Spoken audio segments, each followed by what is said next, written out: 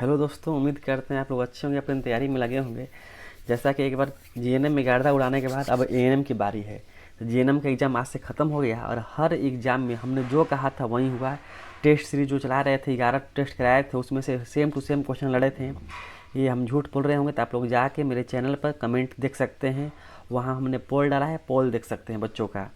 80% बच्चों ने बोला कि नहीं सर, आपके टेस्ट सीरीज से क्वेश्चन लड़ा है। चलिए, जीएनएम का तो हो गया, अब हम लोग की एएनएम की बारी है। तो हम जो लेकर आए हैं अपना एमसीक्यू सीरीज, जिसमें आज देखेंगे मिडवाइफरी का यूनिट 10, हाई रिस्क न्यूबॉर्न, उच्च जोखिम नवजात। यानी कि इससे 9 यूनिट है जो हम पढ़ा चुके हैं और अपने चैनल पर डाल चुके हैं। तो आज हम लोग की बारी है 10वां यूनिट का, वो मिडवाइफरी का। बारी बारी से हम लोग सभी सब्जेक्ट का हम लोग एमसीक्यू करेंगे। तो चलिए शुरू करते हैं आज का हम लोग पहला प्रश्न। तो ये है आज का पहला प्रश्न। निम्न में से कौन सा जोखिम नवजात की श्रेणी में आता है, ये बताना है आप लोगों को। तो इसका सही जवाब हो जाएगा जब बच्चा 2.5 किलो से कम वजन वाला हो। ठीक है, यानी 2.5 किलो से कम उसका वजन हो तो उसे बोलते हैं। अगला प्रश्न देखेंगे, second number. Pre mature baby किसे कहा जाता है, बताएंगे। प्री मेच्योर बेबी उसे बोलते हैं जिसका जन्म 37 सप्ताह से पहले होता है, यानी 37 सप्ताह से पहले वाले जन्म को बोलते हैं प्री मेच्योर बेबी। अगला प्रश्न देखेंगे, 3 नंबर है। नवजात शिशु का सामान्य श्वसन दर कितनी होती है। यहाँ पर नवजात पूछा गया है, तो नवजात शिशु का होता है 30 से लेकर 60 पर मिनट। तो ऑप्शन सही हो जाएगा सी। अगला प्रश्न देखेंगे, 4 नंबर। नवजात हाइपोग्लाइसीमिया की स्थिति में सबसे पहले क्या लक्षण दिखते हैं, बताना है। नवजात में हाइपोग्लाइसीमिया, ये इसके क्या लक्षण दिखते हैं। इसमें होता है बच्चों को कंपकपी हो जाती है, थरथराहट, कंपकपी। ऑप्शन हो जाएगा बी, याद रखेंगे। हाइपोग्लाइसीमिया में क्या होती है, कंपकपी। अगला प्रश्न देखेंगे, नवजात, ये तो हो गया था प्रश्न। नेक्स्ट प्रश्न है, निम्नलिखित में से किस नवजात को एनआईसीयू में भर्ती किया जाता है। एनआईसीयू का फुल फॉर्म आप हमें कमेंट में बताएंगे। इसका फुल फॉर्म आप हमें कमेंट में बताएंगे। बताइए इसका आंसर क्या होगा। इसका सही जवाब हो जाएगा हाइपोक्सिक शिशु को, ऑप्शन सी। अगला प्रश्न देखेंगे, 6 नंबर। जन्म के समय नवजात शिशु का सामान्य वजन कितना होता है। देखिए, नवजात शिशु का सामान्य वजन जो जन्म के समय होता है 2-2.5 किलो से लेके 3.5 किलो के बीच होना चाहिए। अगर 2.5 किलो से कम है वहीं चिंता का विषय है, इसी को बोलते हैं लो वेट बोलते हैं। ठीक है, तो कितना होना चाहिए, 2.5 किलो से लेकर 3.5 किलो के बीच में। तो ऑप्शन क्या हो जाएगा, बी, 2.5 से 3.5 किलो के बीच। अगला प्रश्न देखेंगे, देखिए आ गया LBW, इसे लो बर्थ वेट शिशु की परिभाषा क्या है।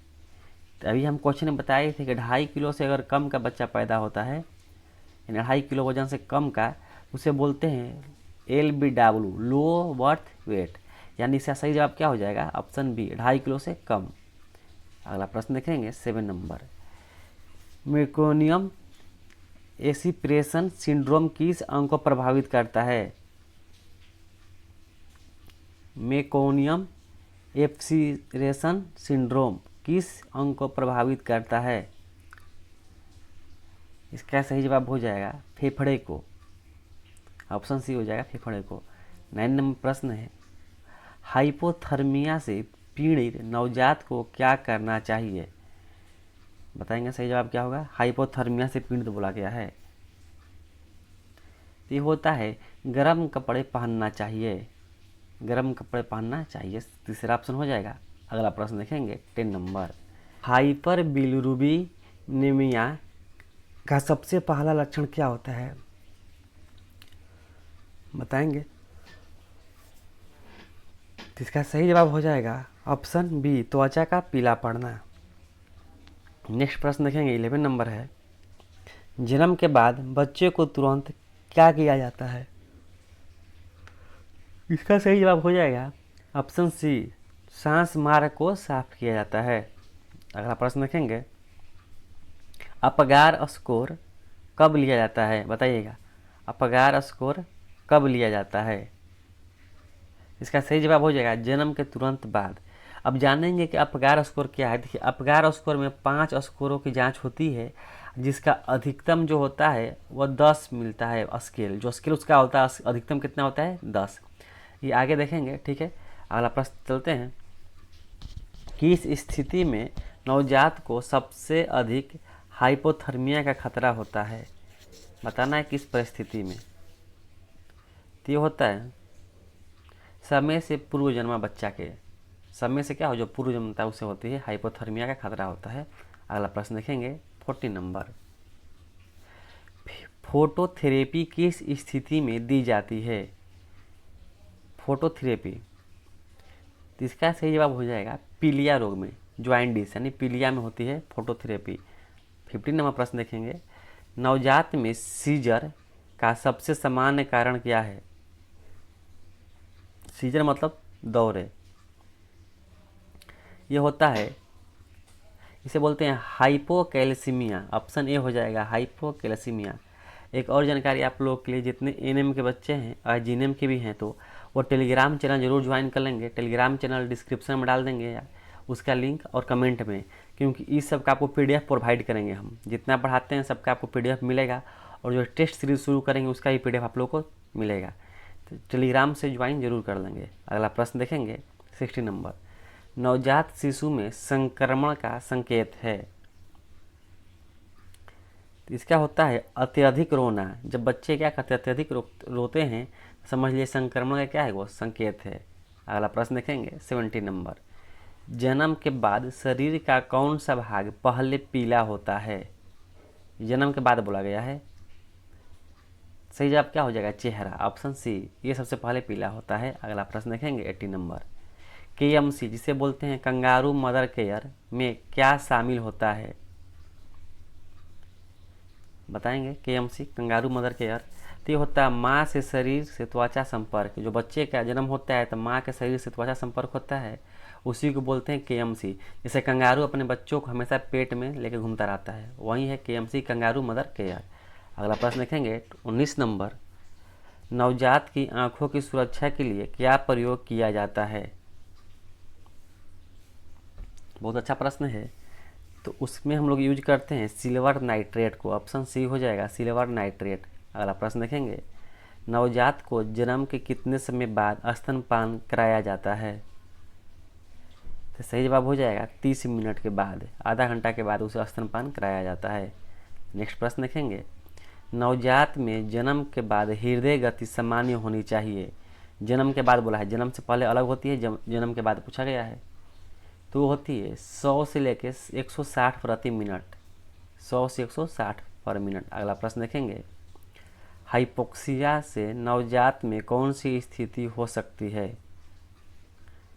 बताएंगे नवजात में कौन सी स्थिति होती है हाइपोक्सिया से? तो ये होती है, इसे बोलते हैं सियानोसिस। ऑप्शन हो जाएगा बी, सियानोसिस होता है। अगला प्रश्न देखेंगे 23 नंबर। नवजात शिशु में कैफीकर्टस किससे संबंधित है? तो इसका सही जवाब बताएंगे क्या होगा। ये है उच्च बिलिरुबिन से संबंधित है, उच्च बिलिरुबिन, हाई बिलिरुबिन। 24 नंबर देखेंगे प्रश्न है। पीलिया की पहचान के लिए कौन सा संकेत सबसे पहले देखा जाता है? तो ये देखा जाता है आँखों का स्क्लेरा, ये पीला सबसे पहले होता है, आँखों का स्क्लेरा। अगला प्रश्न देखेंगे 25 नंबर। लो बर्थ वेट नवजात को प्राथमिक देखभाल में क्या दिया जाता है? जो लो बर्थ वेट होता है बच्चा, उसे प्राथमिक देखभाल में क्या दिया जाता है ये बताना है आपको। तो उसे दिया जाता है कंगारू मदर केयर, केएमसी दिया जाता है। अगला प्रश्न देखेंगे 26 नंबर। नवजात शिशु में हाइपोथर्मिया की पहचान कैसे की जाती है? हाइपोथर्मिया पूछा गया है। तो हाइपोथर्मिया में होती है शरीर ठंडा पड़ने लगता है, शरीर का ठंडा होना, इससे पहचान होती है। अगला प्रश्न देखेंगे। फोटोथेरेपी के दौरान नवजात को किस चीज़ से ढका जाता है? सॉरी, नवजात को यहाँ पर मिस हो गया है, नवजात के किस अंग को ढका जाता है ये बताना है। फोटोथेरेपी के दौरान नवजात के किस अंग को ढका जाता है? तो इसका सही जवाब हो जाएगा आँखें, आँखें को ढका जाता है। 27 का बी। अगला प्रश्न देखेंगे 28 नंबर। नवजात में हाइपोग्लाइसीमिया के लक्षण है। यहाँ बोला गया है हाइपोग्लाइसीमिया, ध्यान देंगे एक ही जैसा टर्म है, हाइपोथर्मिया हाइपोग्लाइसीमिया, तो इसलिए याद रखेंगे। तो इसका लक्षण क्या है बताना है।